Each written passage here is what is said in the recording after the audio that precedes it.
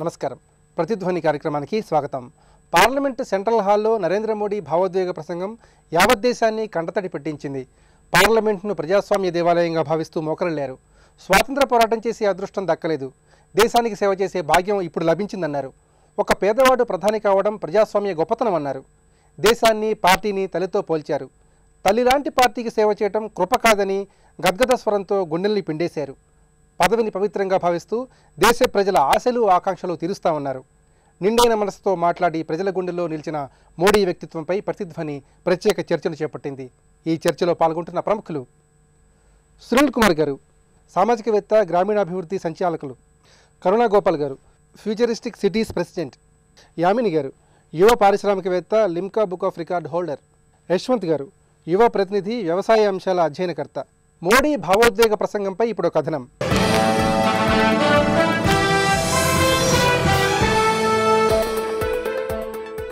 భారతదేశంలో అత్యధిక మెజారిటీతో భారతీయ జనతా పార్టీ అధికారంలోకి రావడం ఓ సరికొత్త చరిత్ర. నరేంద్ర మోడీ సృష్టించిన ఊపు వల్లే ఈ ఘన విజయం సుసాధ్యమైంది. నిన్న తొలిసారి పార్లమెంట్ సెంట్రల్ హాల్లో అడుగుపెట్టిన మోడీ భావోద్వేగ ప్రసంగంతో యావత్ దేశ ప్రజల్లో స్ఫూర్తి నింపారు. భారతదేశంలాగానే బీజేపీ కూడా మాతృమూర్తే అంటూ మోడీ కొడుకు ఎప్పుడూ అంకిత భావంతోనే తల్లికి సేవ చేస్తాడని కన్నీటి పర్యంతమయ్యారు. పార్టీ కార్యకర్తగా పనిచేశాను, క్షణక్షణం శరీరంలోని అణువణువు అర్పించాను అని వినమ్రంగా విన్నవించుకున్నారు. ఇది పూర్తిగా బీజేపీ అనుకూల ఓటని నరేంద్ర మోడీ తనను పార్లమెంటరీ పార్టీ నేతగా ఎన్నుకున్న వేళ స్పష్టం చేశారు. పార్టీలకు ప్రత్యర్థులుంటారు కానీ ప్రభుత్వానికి ఉండరని, ఏర్పడబోయేది అందరి ప్రభుత్వమని మోడీ మేలైన మాట అన్నారు. నిజానికి బీజేపీకి వచ్చిన ఓట్లు 31%. అయితే ఎన్ని ఓట్లు వచ్చాయన్నది ముఖ్యం కాదు, ఎన్ని సీట్లు వచ్చాయన్నదే ప్రధానం. ముఖ్యంగా యువత, మధ్యతరగతి తమ జీవిత సమస్యలకు మోడీయే పరిష్కారం అన్నట్టుగా భావించారు. సునీల్ కుమార్ గారు, నిన్న పార్లమెంట్ సెంట్రల్ హాల్లో మోడీ చేసిన భావోద్వేగమైన ప్రసంగం దేశ ప్రజలందరినీ ఆకట్టుకుంది, అందరినీ కంటతడి పెట్టించింది. మొత్తం మీద మోడీ ప్రసంగం తీరుతెన్నుల్ని ఎట్లా విశ్లేషించుకోవాలి? ఒక్కటైతే అనిపించింది, ఇలాంటి ప్రధానమంత్రి దేశానికి కనీసం ఒక్కసారైనా కావాలి. అంటే ఏం చేస్తాడు, ఏమవుతుంది, అపోహలు, సంశయాలు చాలా ఉన్నాయి. అంటే ప్రతి మనిషి అన్నీ చేయలేడు. 130 కోట్ల జనాభాని సాటిస్ఫై చేయడం అంటే అందరి వల్ల కాదు. కానీ ఒక్కటే అనిపించిందంటే తప్పకుండా ఈ ప్రధానమంత్రి 5 ఏళ్ళు ఆ సీట్లో కూర్చోవాలి, ఎలాంటి ఇబ్బందులు లేకుండా దేశం కోసం పనిచేయాలి. రెండోది, మీరు ఆయన సందేశాన్ని చూసినా సరే, ఆయన ప్రవర్తించిన తీరును చూస్తే ఒక 2-3 అంశాలు చాలా క్లియర్గా కనిపించాయి. ఒకటి, నేను సర్వెంట్ లీడర్ అని చెప్పుకున్నట్టుగా కనపడింది. అంటే నేను ఇక్కడ సేవకుడిగా వస్తున్నాను తప్ప నేనేదో పైనుంచి ఊడిపడలేదు, మీకు సేవ చేయడానికి నేనున్నాను అంటే చాలా తక్కువ మంది ప్రధానమంత్రులు ఆ మెసేజ్ పంపించారు మొదటి రోజు నుంచే. రెండోది, నేను ఒక్కనే గొప్పవాడిని కాదు, నా వెనకాల ఉన్న వాళ్ళందరూ గొప్పవాళ్ళు ఉన్నారు, వాళ్ళ మీద నేను నిల్చున్నాను కాబట్టి నేను పెద్దవాడిగా కనపడుతున్నాను అన్నాడు. అవన్నీ ఒక విజనరీ లీడరు, ఒక ప్రజల కోసం పనిచేసే నాయకుడికి ఉండాల్సిన లక్షణాలు. ఇక మూడోది, ఈ దేశం పట్ల ఒక నిబద్ధత, ఈ దేశం కోసం ఏదో చేయాలని తపన, ఆ దేశం కోసం ఏం చేయాలో నాకు క్లారిటీ ఉందని ఒక మెసేజ్ అది ఇచ్చాడు. అంటే మీరు ఆ గంట కాలాన్ని కనుక మనం చూసినట్లయితే రాబోయే 5 ఏళ్లలో తను ఎలా ఉండబోతున్నాడు, తను ఇతరులని ఏ విధంగా ట్రీట్ చేయబోతున్నాడు, అది విపక్షం కావచ్చు, అధికార పక్షం కావచ్చు, రాష్ట్రాలు కావచ్చు, తను ఈ దేశ ప్రజలను ఏ విధంగా చూడబోతున్నాడు, ఏం కోరుకుంటున్నాడు అనే ఒక అన్ని రకాల వర్గాలకి ఒక మెసేజ్ చాలా తక్కువ టైంలో ఇవ్వగలిగాడు. అంటే ఇంతకుముందు కొన్ని అపోహలు ఉండే మోడీ గారి గురించి. అంటే చాలామంది వ్యక్తులు మాట్లాడినప్పుడు కూడా సివిల్స్ వచ్చింది ఇంకా అనుమానాలు ఉన్నాయి. ఒకటి, ఈయన అభివృద్ధి అని మాట్లాడుతున్నాడు, అభివృద్ధిలో పేదలు ఉన్నారా, అభివృద్ధిని మనం సంపద సృష్టించి వదిలేస్తాడా, లేకపోతే ఈ సంపదని పేదలకు తీసుకెళ్లటంలో ఏమైనా ఆయన దగ్గర పరిష్కార మార్గాలు ఉన్నాయని ఇంకా అనుమానాలు ఇప్పటికీ ఉన్నాయి. అది తీరిన అని చెప్పట్లా, కానీ మొత్తానిగా మీరు చూసినట్టు ఏమనిపిస్తుందంటే ఇది ఒక శుభ పరిణామంగా కనపడుతుంది. ఎన్ని అనుమానాలు, ఎన్ని అపోహలున్నా, ఆయన మీద ఎన్ని క్రిటిసిజమ్స్ ఉన్నా తనకు తాను పైకి ఒదుగుతూ దేశం కోసం ఆలోచిస్తున్నాడంటే ఒక క్లియర్ కట్ మెసేజ్ మాత్రం మనకు కనపడుతుంది. కరుణ గారు, నిన్న చేసిన మోడీ ప్రసంగం ముఖ్యంగా సామాన్య ప్రజలను ఆకట్టుకుంది, రాజకీయ నాయకులను ఆకట్టుకుంది, ముఖ్యంగా యువతకు స్ఫూర్తిదాయకంగా ఒక స్ఫూర్తి మంత్రంగా నిలిచింది. మరి యువతలో మోడీ ప్రసంగం ఎలాంటి స్ఫూర్తిని నింపిందంటారు? నిన్నటి ప్రసంగమే కాకుండా ఆయన చేసిన 450 ర్యాలీస్లో కూడా ఆయన ప్రతి స్పీచ్లో నాకు తెలిసినంత మటుకు, నాకు తెలిసిన ఫ్రెండ్స్ అందరినీ ఎవరిని అడిగినా కూడా మన ఇండిపెండెన్స్ ముందు, మన ఇండిపెండెన్స్ కోసం ఫైట్ చేసిన heroes, let's say Dadabhai Naoroji కానీ, లేకపోతే రానడే కానీ, లేకపోతే Vivekananda with all his inspirational speeches, వాళ్ళే గుర్తొచ్చారు నాకు కంటిన్యూస్గా. నేను 10 మందిని అడిగాను, బిట్స్ పిలాలీలో అడిగాను, ట్రిపుల్ ఐటీలో అడిగాను, ఎక్కడ అడిగినా కూడా అందరూ అదే చెప్పారనమాట. ఆయన లెక్చర్స్ కానీ ప్రసంగం వింటే మనకి క్లియర్గా కనిపించేది ఏంటంటే ఈ యుగానికి సరిపోయేటట్టు మాట్లాడతారు. Maybe something like a modern Vivekananda. And ఇంకొక మోస్ట్ ఇంపార్టెంట్ థింగ్ అండి, ఆయన ప్రతి స్పీచ్లోనూ యువతను ఎందుకు కదిలించదు చెప్పండి, ఆ కరేజ్ చూడాలి. కరేజ్ ఫర్ ఇన్స్టెన్స్ మనకి మనం చదివే ఉంటాం, అఫ్కోర్స్ మనం వినుండము ఆ కాలంలో. Dadabhai Naoroji he had the courage to put ఒక 100 మంది బ్రిటిషర్స్ని ముందు కూర్చోబెట్టుకుని, మీ బ్రిటిష్ వాళ్ళందరూ మమ్మల్ని ట్యాక్స్ చేయట్లేదు, you are bleeding the nation అని చెప్పే ధైర్యం ఉంది ఆయనకి. అదే కాకుండా దాన్ని విశ్లేషించి ఎక్స్ప్లెయిన్ కూడా చేశారు ఆయన. ఏంటి, what is taxing Indians, what is bleeding India అని ఎక్స్ప్లెయిన్ చేశారు. అంత గట్స్ అనమాట. సో మనకి మోదీ గారి స్పీచ్ విన్నప్పుడల్లా నాకు ఇంత కరేజ్ అనిపిస్తుంది. సో నాకే అనిపించిందంటే అందరికీ మనకున్న ఇంతమంది యువత కూడా చెల్లించిపోయి ఉంటారు నా ఉద్దేశం ప్రకారం. ఇన్ఫ్యాక్ట్ వాళ్ళ మేనిఫెస్టో మనం చూసినా కూడా అందులో క్లియర్గా less government and more governance అండి. This is international style. ఏంటి అంటే గవర్నమెంట్ ఎఫెక్టివ్గా ఉండాలి, లెస్ గవర్నమెంట్ మోర్ గవర్నెన్స్ అట్లా. యామిని గారు, నిన్న పార్లమెంటులోకి ప్రవేశించే ముందు మోడీ జనస్వామ్య దేవాలయంగా పార్లమెంటును భావించి అమాంతం పార్లమెంటు ముందు మోకరిల్లారు. మరి ఈ తరహా ధోరణి, ఈ తరహా పద్ధతి నుంచి రాజకీయ నాయకులు ఇప్పటి యువతను ఎట్లాంటి విధానాలు నేర్చుకోవాలి? ఇప్పుడు మన రాజకీయాలు చూసుకుంటే కనుక ఒక గల్లీ లీడర్ కూడా గన్మెన్ వెంటేసుకుని తిరిగే దుస్థితి ఏర్పడింది. అసలు రాజకీయాలు అంటే ఒకప్పుడు కూడా దైవంతో సమానంగా ఎంతో గర్వకారణంగా ఫీల్ అయ్యేవాళ్ళు. రాజకీయాలు అంటే ఒక సేవ కోసము, ఇది మన ప్రజలు ఎంతో మన పైన విశ్వాసాన్ని ఉంచారు.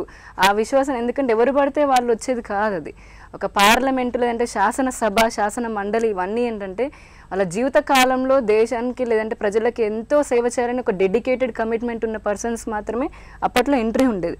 ఇప్పుడు కనుక ఉన్న పరిస్థితుల్లో చూసుకుంటే రాజకీయం అంటే డబ్బు సంపాదించుకోవడానికో లేదంటే పలుకుబడి సంపాదించుకోవడానికి అధికారం కోసం అని వాళ్ళు అన్ని రకాలుగా ఏవైతే లోపాలన్నీ ప్రతిదీ అన్ని తుంగలో తొక్కేసి ఏదైతే ఉన్న సంప్రదాయాలన్నింటినీ తుంగలో పెట్టేసి కమ్యూనిటీ పరంగా, క్యాస్ట్ పరంగా దానికోసమే ఆరాటపడుతూ వాటిలో కంటే పార్లమెంట్లోకి, శాసనసభలోకి వస్తున్నారు. సడన్గా మోడీ గారు లాంటి వారు ఆయన ఎంత నిబద్ధతగా అసలు నిండుకుండా ఎప్పుడు తొనకదు అంటారు కదా, ఏమి లేని వాళ్ళు ఎగిరెగిరి పడుతుంటారు అని చెప్పి అనుకుంటూ ఉంటాం కదా మామూలుగా. అంత నిండుకుండలాగా అంత పైకి ఎదిగిన అణిగి ఉండాలి అని చెప్పని, నేను పిఎంని కానీ లేదంటే ఇంకా అంతకంటే పెద్ద అయినా కానీ ప్రెసిడెంట్ అయినా కానీ మీకోసమే, మీ ద్వారా ఎన్నుకోబడ్డాను కాబట్టి మీకు నేను రుణపడి ఉన్నాను, ఆ రుణాన్ని ఎప్పటికీ నా కన్న తల్లి నా దేశం అని ప్రతిసారి చెప్తూనే ఉన్నారు. యశ్వంత్ గారు, మోడీ ప్రసంగిస్తూ తనలో అణువణువున ఆశావాదం నిండుగా మెండుగా ఉందని చెప్పారు.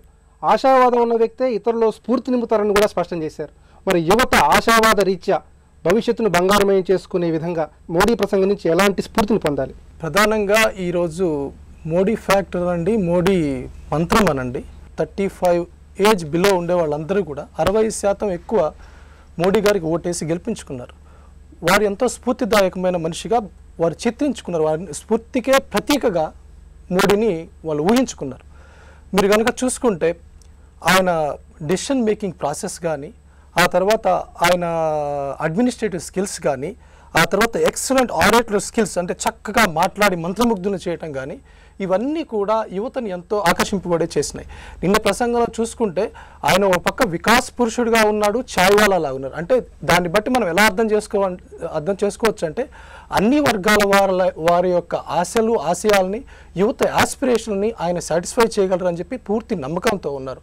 మీరు గుజరాత్ మోడల్ తీసుకుంటే వాళ్ళ development activities, public distribution system తీసుకోండి, అలాగే ఇరిగేషన్ సిస్టమ్ అంటే కెనాల్ ఇరిగేషన్ సిస్టమ్, దాన్ని కూడా ఇంకా మోడర్నైజ్ చేసేసి దాని మీద సిలికాన్ ప్యానల్స్ పెట్టి ఎలక్ట్రిసిటీ జనరేట్ చేయడం తీసుకోండి, ఈ గవర్నెన్స్ తీసుకోండి, ట్రాన్స్పరెన్సీ గవర్నెన్స్లో, ఆ తర్వాత లెథర్జీ లేకపోవటము, కరప్షన్ లేకపోవటము, ఇవన్నీ కూడా మోడీ గారి యొక్క ప్రత్యేకతలు. వారి యొక్క ప్రత్యేకతను ప్రజలు ఈరోజు గమనించారు. వారికి పెద్ద ఎత్తున బ్రహ్మరథం పెట్టారు.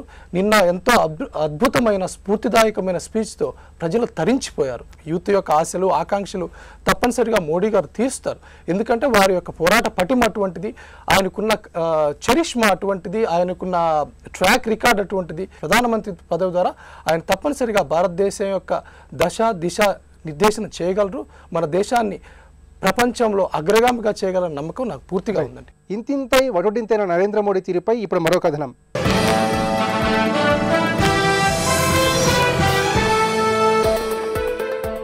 ఇంతింతై వటుడింతై అన్నట్టుగా భారత రాజకీయ యవనికపై మోడీ విశ్వరూపం దాల్చారు. ఎంతైనా మోడీని గుజరాత్కు వాజ్పేయి, అద్వానీ ఇద్దరూ కలిసి పంపించారు. అయితే మోడీ సంక్షోభంలో చిక్కుకున్న ప్రతిసారి ఆదుకున్నది అద్వానీ, వెంకయ్యనాయుడు, సుష్మా స్వరాజ్, అరుణ్ జైట్లీ. బీజేపీ సొంతంగా మెజారిటీ సాధిస్తుందని, ఎన్డీఏకు 300 సీట్లకు పైగా వస్తాయని ఎన్నికలకు ముందు పలు పత్రికలకు ఇచ్చిన ఇంటర్వ్యూలో మోడీ ఢంకా బజాయించారు. 1984 సార్వత్రిక ఎన్నికల్లో 2 స్థానాలు మాత్రమే సాధించిన బీజేపీ ప్రస్తుత 16వ సార్వత్రిక ఎన్నికల్లో అత్యధిక మెజారిటీతో చరిత్ర సృష్టించడంలో మోడీ పాత్ర తిరుగులేనిది. నిజానికి స్వతంత్ర భారతాన్ని సుదీర్ఘకాలం ఏలిన కాంగ్రెస్ అత్యవసర పరిస్థితి, సిక్కుల ఊచకోత, శ్రీలంక తమిళుల మారణకాండ, పలు మత విధ్వంసాలతో జీవన విధ్వంసానికి హేతువయ్యింది. ఈ నేపథ్యంలో ఇప్పటికీ దేశంలోని 11 రాష్ట్రాల్లో ఉన్న కాంగ్రెస్ ప్రభుత్వాలను కలుపుకుని వెళ్లడం ప్రధానిగా మోడీకి కత్తిమీద సామి. సునీల్ కుమార్ గారు, రాజకీయాలు ఒక వ్యాపారంగా మారిపోయిన ప్రస్తుత పరిస్థితుల్లో ప్రధానమంత్రి పదవిని ఒక పవిత్రవంతమైన పదవిగా భావించారు. మరి ఈ తరహా ధోరణి, ఈ తరహా నరేంద్ర మోడీ భావజాలాన్ని, భావ వ్యక్తీకరణని మనం ఎట్లా పరిశీలించాలి? ఒక సామాన్యుడు కూడా అత్యున్నత స్థాయికి ఎదగలుగుతాడానికి ఆయన జీవితాన్ని నిరూపించి చూపించాడు. దేశ చరిత్రలో ప్రధానమంత్రిగా ఇంతమంది సపోర్ట్తో, ఒక మాస్ సపోర్ట్తో అక్కడ నిల్చున్నాడు. అంటే ఒక కుటుంబ సపోర్ట్ లేదు, లేకపోతే ఒక పార్టీ అండ కూడా మొదట్లో లేదు. తర్వాత మెల్లగా పార్టీ అండ వచ్చింది కూడా. మొదట్లో కూడా చాలా డివిజన్ ఆఫ్ ఒపీనియన్ ఉండే నరేంద్ర మోడీ గారు రావాలా వద్దా అనేది. అలాంటి సందర్భం నుంచి ఒక 6 నెలలు సంవత్సర కాలంలో ఎట్లా ఎదిగాడు అనడానికి యూత్కి చాలా ఇన్స్పిరేషన్. మీరు ఏ రంగంలో ఉన్న యువకులు కానివ్వండి, యువకులు ఎందుకు, ప్రతి మనిషికి జీవితంలో ఎదగాలి అంటే మీరు ఉన్నత లక్ష్యాలు నిర్దేశించుకొని కష్టపడితే, కమిట్మెంట్తో పనిచేస్తే మీరు అనుకునే తప్పకుండా సాధించవచ్చు అనడానికి ఆయన జీవితం ఒక ఆదర్శంగా తీసుకోవచ్చు. అదే కమిట్మెంట్ ఆయన రాబోయే 5 సంవత్సరాల కనుక చూపించినట్లయితే చాలామంది జీవితాలు బాగుపడడానికి ఎలాంటి సంశయం లేదు దాంట్లో. ఆయన చెప్పిన మాటలన్నీ కూడా ఆచరణలోకి వచ్చినట్లయితే దేశం బాగుపడుతుంది. ఆచరణలో రాకుండా ఉండడానికి కొన్ని అడ్డంకులు ఉన్నాయి. అంత సులభమేం కాదు. గంటసేపు పార్లమెంట్లో హాల్లో స్పీచ్ ఇచ్చినంత సులభంగా రాబోయే 5 ఏళ్ల పాటు పరిపాలన జరుగుతుంది అనుకోను. యువకులకి ఎన్ని ఆస్పిరేషన్స్ ఉన్నాయంటే, ఈ రోజున మోడీ గారు వచ్చేసారు, అక్కడ మోడీ గారు కానివ్వండి, ఇక్కడ ఇంకేరే ప్రభుత్వాలు కానివ్వండి, రేపు పొద్దునే మాకు పనులు అయిపోవాలన్నంత తొందరలో ఉన్నాం మనం అంతా. 5 ఏళ్ళు కూడా వేస్ట్ చేసి ఓపిక కూడా లేదు. 4-5 రోజులకి నాకు అనుకున్న కాకపోతే మేము రోడ్లకు వచ్చిపోవాలన్నంత ఒక యూత్ అంత ఇంపేషెంట్గా తయారైపోయింది. ఇన్ని ఒత్తిడిలో మధ్యలో మోడీ తను అనుకున్నది ఆచరించి చూపించగలుగుతాడా లేదా అనేది ఒక ప్రశ్న. మొన్నటి వరకు ఏదైతే విపక్షాలని క్రిటిసైజ్ చేశాడో ఇప్పుడు నేను అది కూడా చేయనంటున్నాడు. వాళ్ళు ఏదైతే మంచి చేశారో ఆ మంచి నుంచి నేర్చుకుంటాను, ఇంకొంచెం మంచి చేస్తా అంటాను. ఈ లక్షణం కనుక మోడీ గారు కాపాడుకుంటే రాబో 5 ఏళ్లలో తప్పకుండా ఈ దేశం మంచి రోజులు చూస్తుంది. ఈ దేశంలో ప్రజలందరికీ మంచి జరుగుతుంది. దేశాభివృద్ధి, అవినీతి నిర్మూలన కోసం ప్రధానంగా యువత నరేంద్ర మోడీకి పట్టం కట్టారు. మరి తాము ఆశించిన, తాము కలలు కన్న నాయకుడు నరేంద్ర మోడీలో ఉన్నాడని యువత ఈ క్షణంలో భావిస్తున్నారని మనం భావించవచ్చా? 100%. యాక్చువల్గా ఇప్పుడు మోస్ట్ ఇంపార్టెంట్గా ఆయన చేయవలసిన పని ఏంటంటే సెట్టింగ్ ద ఎక్స్పెక్టేషన్ అనమాట. ఏదో వచ్చే 5 ఏళ్లలోనే మనకి కరప్షన్ తీసేసి దేశాన్ని మన ఏషియన్ కంట్రీస్ గ్రో అవుతున్నాయి కదా, like Japan, south Korea, Singapore, ఆ స్పీడ్లోకి తీసుకెళ్ళిపోతారని అనుకుని ఆ ఎక్స్పెక్టేషన్ కానీ, మళ్ళీ ఎన్నో ట్రిలియన్స్ ఆఫ్ డాలర్స్ స్పెండ్ చేసి ఇన్ఫ్రాస్ట్రక్చర్ గబుక్కుని కట్టేస్తారని, ఆర్ ఎన్నో కోట్ల జాబ్స్ క్రియేట్ చేస్తారని, ఇవన్నీ చాలా ఎక్స్పెక్టేషన్స్ ఉన్నాయి. కానీ అవి తొందరగా అవుతాయని అనుకుంటున్నారు. దానికి మనం ఎక్స్పెక్టేషన్స్ సెట్ చేయాలి. అది నేను మోదీ గారు చేస్తారని హోప్ చేస్తున్నాను. ఫర్ ఇన్స్టెన్స్, నేను యంగ్స్టర్స్ లైక్ ఐఐటీస్ అక్కడ లెక్చర్ ఇచ్చినప్పుడు వాళ్ళు ఎంత క్లియర్గా చెప్పారంటే, ఢిల్లీ ముంబై ఇండస్ట్రియల్ కారిడార్ కట్టారు కదా, అది అఫ్కోర్స్ అది $100 బిలియన్ పెద్ద ప్రాజెక్ట్ అది. అప్పుడు వాళ్ళు ఏం చెప్పారంటే 6 స్టేట్స్ నుంచి వెళ్తోంది ఆ కారిడారు, 5 స్టేట్స్లో ఆ ప్రాజెక్ట్ మూవే అవ్వలేదు. గుజరాత్ రావంగానే గుజరాత్లో క్విక్గా మూవ్ అయిపోయింది. ఎందుకంటే ల్యాండ్ అక్విజిషన్ కానీ they have the law in place. So క్విక్గా మూవ్ అయిందనమాట. అన్ని విషయాల్లోనూ అంతే క్విక్గా మూవ్ అవుతుంది కనుక at least he has what we call as a demonstrated capability అంటాం. అంటే తన లీడర్షిప్ని ప్రూవ్ చేసుకుని వచ్చారు ఆయన. సో చాలామందికి అది ఒక రకమైన కాన్ఫిడెన్స్ ఇచ్చిందనమాట. నిన్నటి మోడీ ప్రసంగంలో ప్రధానంగా దేశభక్తి, దేశ ప్రజలకు ఏదో చేయాలనే తపన, అట్లాగే దేశాభివృద్ధికి సంబంధించిన అంశాలు ఇవన్నీ కూడా స్పష్టంగా కనిపించాయి. మరి ఈ నేపథ్యంలో ఈ అంశాల ప్రాతిపదికన మోడీ వ్యక్తిత్వాన్ని ఏ విధంగా అంచనా వేయాలి? ఇక్కడ నేను ఒకటి చెప్పదలుచుకున్నాను అంటే కుటుంబ పెద్ద, ఇప్పుడు కుటుంబంలో రకరకాల వ్యక్తులు ఉంటారు, కుటుంబ సభ్యులు అయినప్పటికీ కూడా ఒక్కొక్కరి మనస్తత్వం ఒక్కొక్క రకంగా ఉంటుంది. అలాగే మన దేశంలో లేదంటే వారి పార్టీలో పార్లమెంట్లో ఉన్నవాళ్ళు లేదంటే బయట మిత్రపక్షాలు మిగతా వాళ్ళని లేదంటే జనాలు కూడా ఇప్పుడు చాలా ఎక్స్పెక్టేషన్స్, ఆయన బాధ్యతను పెంచేశారు. ఆయన సాధించిన అద్వితీయమైన విజయంతో ఏదైతే ఆయన ఇప్పుడు ప్రస్తుతానికి యువత కానీ లేదంటే సామాన్య జనం దగ్గర నుంచి కూడా వారు ఉన్న నిరాశ నిస్పృహలతోటి ఒక ఆశాద్వీపంలో ఆయన వచ్చేటప్పటి దీపంలాగా బాధ్యత పెంచేటప్పటికి ఆయన డబల్ అయిపోయిందనమాట. ఇక్కడ ఒక కుటుంబ పెద్దలా ఒక బాధ్యత ఎరిగిన అంటే పెద్దలాగా ఆయన వ్యక్తిత్వము అలవర్చుకుంటున్నారు. ఇదివరకు ఏంటంటే గుజరాత్, ఇప్పుడు మనకిన్న ఇన్ని రాష్ట్రాల్లో ఒక రాష్ట్రంలో ఆయన రాష్ట్రంలో అభివృద్ధి చేసుకున్నారు. అప్పటికి కూడా చాలామంది విమర్శించే వాళ్ళు ఉన్నారు, మెచ్చుకున్న వాళ్ళు ఉన్నారు. కాకపోతే విమర్శ కంటే ఎక్కువగా డెవలప్మెంట్ని బయటికి కనిపించింది, జనాలు నమ్మారు కాబట్టి వారందరినీ అదే మోడల్గా అంటే ఆ మంత్రంతో మిగతా అందరం కూడా నమ్మి గెలిపించుకున్నాం. ఇక్కడితోటి ఇది అయిపోదండి. మనకి ఇప్పుడు వారు ఎలా మీ డెవలప్మెంట్ గురించి అనుకుంటున్నారు, వ్యక్తిత్వాన్ని గురించి చెప్పాలంటే ఇప్పుడు ఆయన కుర్చీలో కూర్చున్న తర్వాత నుంచి కూడా రకరకాల ఇందాక సునీల్ గారు చెప్పినప్పుడు అన్ని శక్తులు కలిసి పనిచేస్తుంటాయి. కొంతమంది దింపడానికి, కొంతమంది క్రిటిసైజ్ చేయడానికి, కొంతమంది వాళ్ళ పార్టీ వాళ్ళు మెచ్చుకోవడానికి, ఇంటర్నల్గా కూడా చాలా ఇష్యూస్. ఎందుకంటే ఆయన ఎప్పటి నుంచో పార్టీలు అంటే మిగతా పెద్దలు చాలా మంది ఉన్నారు, వాళ్ళకంటే కూడా ఇప్పుడు పేర్లు మనకు చెప్పుకోవడానికి చాలా మంది ఉన్నారు, అనుభవజ్ఞులు. ఇదివరకు కూడా వాళ్ళకు సీఎంలలో చేసిన వాళ్ళు, పార్టీలో ఉన్న వాళ్ళు కూడా చాలా మంది ఉన్నారు.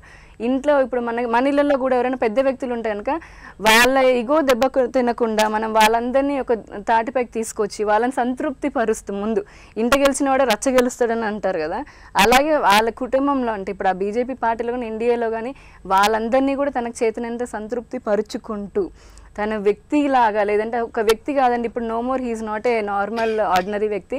ఎందుకంటే ఒక దేశానికి ప్రధానమంత్రి కాగానే ప్రపంచ దేశాలన్నీ చూస్తూ ఉంటాయి. ఇప్పుడు ఆయన తీసుకునే ప్రతి స్టెప్ మీదనే మన దేశ ఆర్థిక ప్రగతి లేదంటే మన దేశ పరువు కానీ లేదంటే ప్రతిదీ ఆధారపడి ఉంటుంది. అదంతా కూడా తప్పకుండా ఆయన గుర్తు పెట్టుకొని ఇంతవరకు వచ్చారని చెప్పని అనుకుంటున్నాము. ఇంకొకటి ఎంతసేపటికి మనం అంతా అనుకుంటున్నాము డెవలప్మెంట్ నిజంగానే చాలా ఎక్స్పెక్టేషన్స్ ఉన్నాయి. ఏదో ఎవరు వచ్చినా ఇప్పుడు ఆఖరి భగవంతుని తీసుకొచ్చి ప్రెసిడెంట్ ప్రైమ్ మినిస్టర్లో కూర్చోపెట్టినా కానీ ఈ రోజుకి మార్చి లేదంటే మాయాజాలంతో చేసిన ఏం బాగుపడదు. ఎందుకంటే అలా అంటే వేలల్లోంచి ఉన్నాయి అవి. కమ్యూనిటీ పార్టిసిపేషన్ కూడా చాలా కావాలి.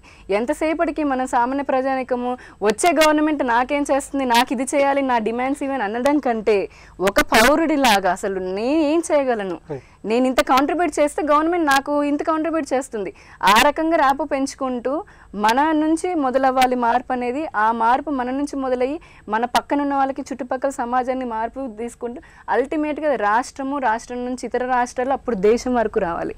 సో వ్యక్తిత్వం అనేది మనం చేసే పనుల్లో ఉంటుంది, మనం చెప్పుకునే మాటల్లో ఉండదు.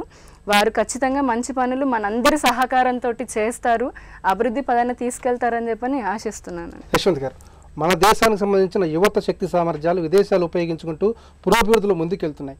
మన దేశం యొక్క శక్తి సామర్థ్యాలు, మన దేశం యొక్క యువత యొక్క శక్తి సామర్థ్యాలని మనమే ఉపయోగించుకొని మన దేశాన్ని అభివృద్ధి బాటలో పయనింపజేయాలని మోడీ వ్యూహం.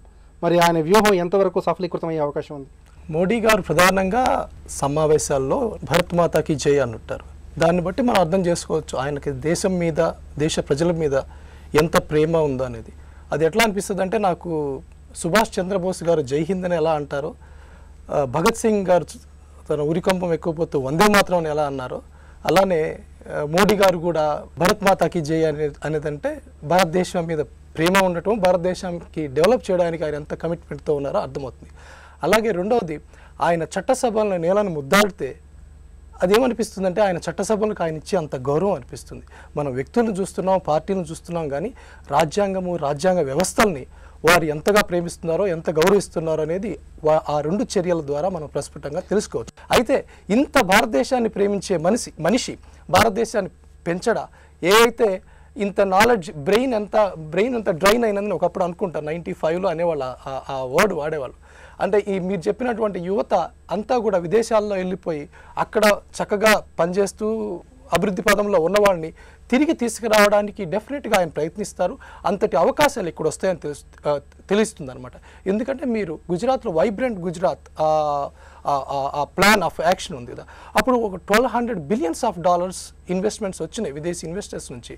సో అదే పందా భారతదేశ నిర్మాణానికి, భారతదేశ యువత యొక్క భవితవ్యానికి వారి యొక్క ఉపాధి కల్పనకి ఆయన అటువంటి పందాన్ని వాడతారని నేను అనుకుంటున్నాను. సో దానివల్ల మీరు అడిగిన క్వశ్చన్కి ఆన్సర్గా చాలామంది యువత కమ్ బ్యాక్ టు ఇండియా వచ్చి వాళ్ళ యొక్క నైపుణ్యాన్ని, వాళ్ళ యొక్క విద్య, whatever the abilities, qualities, whatever they have, so వాళ్ళు ఇక్కడంతా ఉపయోగించి మన దేశాన్ని అభివృద్ధి పదంలో నడిపిస్తారని తెలుసుకుంటారు. సో అందువల్ల రైతులు, యువత, బడుగు బలహీన వర్గాలు, మహిళలకి రక్షణ కల్పించే విషయంలో కూడా వారు చాలా అప్రమత్తమైనారు. సో అన్ని వర్గాల వారిని, మన దేశ సమగ్రతని, సౌభాగ్యాన్ని కాపాడుతారని మోడీ గారిని నేను పూర్తిగా విశ్వసిస్తాను. సునీల్ కుమార్ గారు, గొప్ప వ్యక్తిత్వం, సమున్నతమైనటువంటి వ్యక్తిత్వ లక్షణాలు ఉన్న మోడీ ఆధ్వర్యంలో దేశ అభివృద్ధి ఏ విధంగా సాకారం అవుతుంది? ఈ దేశాన్ని అభివృద్ధి చేయడంలో యువతను భాగస్వామ్యం చేయాలి. అవకాశాలు లేక, సరైన విద్య లేక, సరైన స్కిల్స్ లేక, సరైన అవకాశాలు లేక వెనుకబడుతున్నారు. సో మోడీ గారి మీద ఉన్న ఛాలెంజ్ అంటే ఒక 3 పనులు కనుక ఆయన యువతకు చేయగలిగితే, ఒకటి, నైపుణ్యమైన విద్య ఈ దేశంలోనే ఇవ్వండి. విద్య కోసం ఈ దేశం యువత వేరే దేశాలకు వెళ్లకుండా ఇక్కడ వచ్చేటట్టుగా చేయండి. విద్యలో పనిచేసే నైపుణ్యాన్ని ఇవ్వండి. విద్యని సమాజానికి దగ్గర చేయండి. నేను ఇంజనీరింగ్ కాలేజీని వస్తే నేను వెంటనే ఇంజనీర్గా పనికి రావాలి. నేను మెడికల్ కాలేజ్ వస్తే డాక్టర్గా పనికి రావాలి. నేను లా కాలేజ్ బయటకు వస్తే లాయర్గా పనికి రావాలి. అలాంటి విద్యను ఇక్కడ ఇవ్వండి. రెండోది, వాళ్ళు బయటకు రాగానే 5,000 10,000 జీతమైనా పర్వాలేదు, పని చేసే అవకాశం ఇవ్వండి. యువత ఏమి మాకు 50,000 కావాలి, 1,00,000 జీతాలు కావాలని కోరుకోవట్లా. మీకు ఆ అవకాశం కల్పించండి. మూడోది, యువతను గౌరవంగా చూడండి. అంటే యువతకు కూడా తెలుసు, యువత కూడా బాధ్యత ఉంది, యువత ఆలోచిస్తుంది. ఇంతకుముందు లాగా కాకుండా మాకు నాలెడ్జ్ ఉందని చెప్పుకుంటున్నారు కాబట్టి అది కనుక కల్పిస్తే ఈ దేశ యువతకి సాధించే సత్తా ఉందని ఎన్నోసార్లు నిరూపించుకున్నారు. ఇంకొకటి కూడా మనం మోడీ గారు గుర్తుపెట్టుకోవాలి. ఎందుకంటే ప్రతి వాళ్ళు ఈ అన్నింటిలో భాగస్వామ్యం అయ్యే సత్తా ఉండదు కూడా. ఎవరైతే లెఫ్ట్ అవుట్ ఉంటారో ప్రతి వాళ్ళకి ఆ స్కిల్ సెట్ ఉండదు. కాబట్టి ఎవరైతే అభివృద్ధిలో వెనకబడిపోతారో వాళ్ళని మన వెంట లాకెళ్ళే ఒక పథకాలు కూడా ఉండాలి. ఎందుకంటే దేశంలో 130 కోట్ల మందికి అభివృద్ధి చేసుకోవడంలో అవకాశాలు కల్పించినా అందరూ రాలేరు. మళ్ళీ బలహీన వర్గాలు ఉంటాయి, వెనుకబడిన వర్గాలు ఉంటాయి. వాళ్ళందరినీ అభివృద్ధిలో భాగస్వామ్యం చేయాలంటే మళ్ళీ మనకి రైట్స్ అప్రోచ్ ఉండాలి. అంటే ఈ అభివృద్ధి ఫలాలని వాళ్ళకి అందజేసే మెకానిజం కూడా ఉండాలి. కానీ మనం మీరు ఒక 45 నిమిషాలైన స్పీచ్ కనుక చూసినట్లయితే 99 వాటికి సమాధానం చెప్పేశాడు ఆయన. ఇప్పుడు మనం చూడాల్సింది ఏంటంటే ఆయన ఆ గంట సేపట్లో ప్రవర్తించిన విధానం, ఎన్నికైన తర్వాత గత 4-5 రోజులుగా ప్రవర్తించిన విధానము రాబో 5 సంవత్సరాలు ఆచరణలో చూపించగలుగుతాడా? 2 అనుమానాలు. ఒకటి, తను చెప్పింది చేస్తాడన్నది ఒకటి, ఆయనను చేయనిస్తారా? ఇవి 2 కనుక ఆయన అనుకున్నట్టు జరిగినట్లయితే ఈ దేశం రాబోయే 5 ఏళ్లలో మంచి రోజులు చూడబోతుంది. దేశంలో తొలిసారి ఒక ప్రధాని ప్రసంగానికి ప్రజలు భావోద్వేగానికి గురయ్యారు. ఆయన దేశభక్తి, అంకిత భావం, వ్యక్తిత్వాన్ని చూసి ఆనందంతో కంటతడి పెట్టారు. నిజంగానే ప్రజలు కన్నీళ్లు తుడిచి దేశాన్ని అభివృద్ధి పదంలో మోడీ నడిపిస్తారనే నమ్మకం అందరిలోనూ కనబడిందని చర్చలో పాల్గొన్న వక్తలు అభిప్రాయపడుతున్నారు. ఇది నేటి ప్రతిధ్వని. నమస్కారం.